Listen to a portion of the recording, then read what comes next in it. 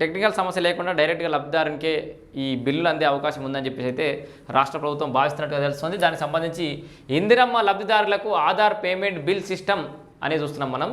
So housing corporation MD VP Gautam చెప్తున్నాడు క్లియర్‌గా ప్రభుత్వం ప్రతిష్టాత్మకంగా చేపట్టినటువంటి ఇందిరమ్మ ఇళ్ల పథకంలో లబ్ధిదారులకు బిల్లుల విషయంలో ప్రభుత్వం కీలక నిర్ణయం తీసుకుంది. ఇకపై ఆధార్ అనుసంధాన ప్రక్రియలో Aadhaar payment bill system bills payment చేయనున్నట్లు housing corporation MD VP Gautam శుక్రవారం ఒక ప్రకటన తెలిపారు. సో ఇప్పటి నుంచి ఆధార్ బేస్డ్ తోటే బిల్లు అనేది చెల్లింపు జరుగుతుంది. దీంట్లో బిల్లులు సకాలంలో లబ్ధిదారులకు అందేలా చూడటంలో ఈ ప్రక్రియ ఉపయోగకరంగా ఉంటుందన్నారు.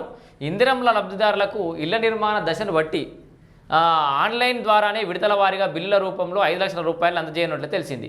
సో తెలిసిందే ఈ పథకం కింద ఇప్పటి వరకు సుమారు 590 కోట్ల రూపాయలను లబ్ధిదారులకు అందజేశారు. ఎన్ని 590 కోట్లను అందజేశారు లబ్ధిదారులకు ఇప్పటికి అందరు కలిపి.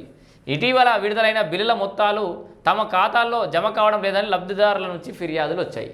సో మా అకౌంట్లో పడతలేవు సార్ అని చెప్పి ఫిర్యాదులు వచ్చినాయట. దీంతో ఇబ్బందులను పరిశీలించారు. ఆయా సమస్యలు పునరావృతం కాకుండా చూడాలన్న లక్ష్యంతో ఆధారంగా చెల్లింపులు చేయాలన్న నిర్ణయానికి అయితే వచ్చారు. మొత్తంగా అందులో భాగంగానే సుమారు 9,100 మంది లబ్ధిదారులకు ఆధార్ నెంబర్ ఆధారంగా పేమెంట్ చేస్తున్నారు. సో అట్లా ఇప్పటికే ఒక 9,100 మందికి ఈ ఆధార్ బేస్డ్ పేమెంట్ అయితే చేయడం స్టార్ట్ చేసింది. అంటే ఒక ఎక్స్పెరిమెంట్ లాగా. సో ఆధార్ నెంబర్తో పేమెంట్ చేస్తే ఎట్లా ఉంది అని. దీంట్లో 9,100 మందికి చేస్తే దానిలో 9,000 వరకు ఎలాంటి సమస్య రాలేదు.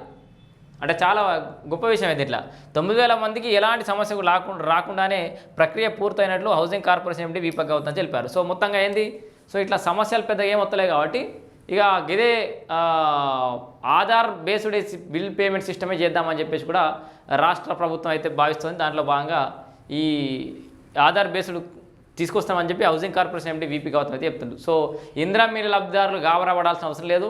ఎవరికైనా నిజంగానే టెక్నికల్ సమస్య ఉంది, డబ్బులు వస్తలేవనంటే మరి ఆధార్ పేమెంట్ సిస్టమ్ మీద చేస్తున్నట్టు కదా సార్ అని చెప్పేసి మీ స్థానికంగా మీ ఇల్లు ఇన్స్పెక్షన్కి వచ్చినటువంటి ఈ హౌసింగ్కి సంబంధించిన ఎవరైనా అధికారులు కానీ లేకపోతే సెక్రటరీలు కానీ సో ఏఈలు కానీ ఎవరైనా పెట్టిరు కదా దానికి స్పెషల్గా సూపర్వైజింగ్కి వాళ్ళని అడిగి మరిన్ని వివరాలు తెలుసుకోండి. ఎవరికైనా బిల్లులు రావడంలో జాప్యం ఉంటే కనుక్కోండి. సో ఇది ఇందిరమ్మ ఇళ్ల లబ్ధిదారులకు ఇప్పటి నుంచి ఆధార్ బేస్డే పేమెంట్